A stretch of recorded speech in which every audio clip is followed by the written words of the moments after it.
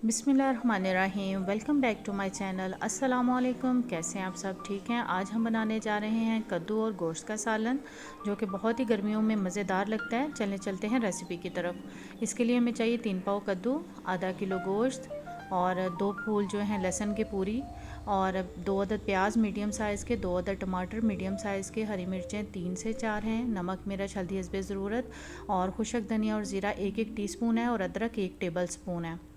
आपने एक pressure cooker लेना है और उसमें जो है एक गोश्त ऐड करें। मैंने प्रेशर कुकर लिया, आप चाहें तो पतीले में भी और उसमें हांडी में भी आप इसको गला सकते हैं गोश्त को।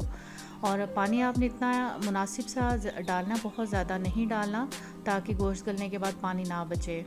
और उसमें मैंने प्याज डाल दिया, लहसुन डाल दिया, लहसुन के जितना भी था सारा वो 2 अदद मैंने डाली हैं, और 2 टमाटर डाले हैं मैंने मीडियम साइज़ के। तो उसके बाद जो है आपने इसमें ये अदरक भी डाल देनी है, चॉप्ड है, बिल्कुल पेस्ट नहीं है, इसका जायका अपना आता है बिल्कुल जी।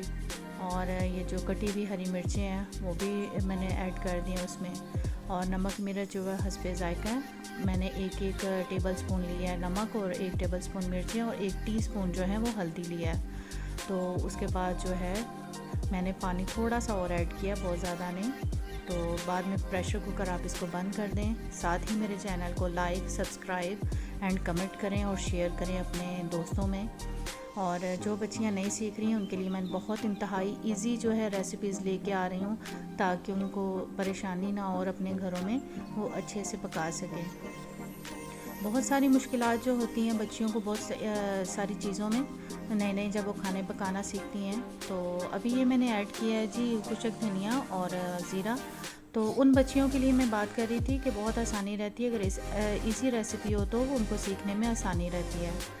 तो इंशाल्लाह मुश्किल आसान सारी रेसिपीज़ जो हैं वो आपको सिखाएंगे। कद्दू हमने डाल दिया जो बताया था 3 पाव, और उसको आपने साथ ही भून लेना है। थोड़े से पानी में साथ डालेंगे तो वो भूनने तक जो है कि थोड़ा वो भी गल जाएगा। और ये पानी जब खुश्क होगा तब हम इसमें, ये देखिए पानी खुश्क हो गया, अब हमने इसमें ऑयल डाल दिया।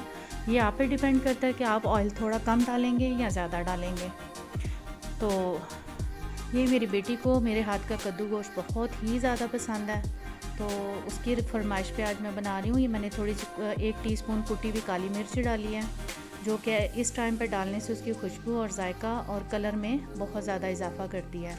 अब मैंने 1 कप पानी डाला है ताकि जो कद्दू अच्छे से गल जाए, और मैंने सिर्फ जस्ट 2 मिनट के लिए वेट लगाया ताकि कद्दू गल जाए, लेकिन बिल्कुल टूटे ना। ये देखें कद्दू बिल्कुल साबुत साबुत है और बिल्कुल गल गया है। 2-4 को मैं मैश करूँगी, बकाया को सही ऐसे ही रखूँगी। अब रेडी है। अब हरा धनिया हरी मिर्चें डाल के तो आप इसको सर्व करें, बनाएं और तारीफ़ हासिल करें अपने घर वालों से। हमें अपनी दुआओं में याद रखिएगा, हम तो इंशाल्लाह आप सबको रखेंगे ही। और हमारे चैनल को ज़रूर लाइक करें, और जो है हम दुआओं में अपने लिए अल्लाह ताला से बेहतरी मांगते रहें, और सब के लिए मांगें। और अल्लाह ताला से जब आप किसी के लिए बेहतरी मांगते हैं तो अल्लाह ताला आपके लिए रहमत के दरवाज़े अपने खोल देते हैं। तो इस वजह से हमेशा किसी का भला चाहें तो आपका अपना ज़रूर होता है। अल्लाह हाफिज़। अपना बहुत सारा ख्याल रखिएगा।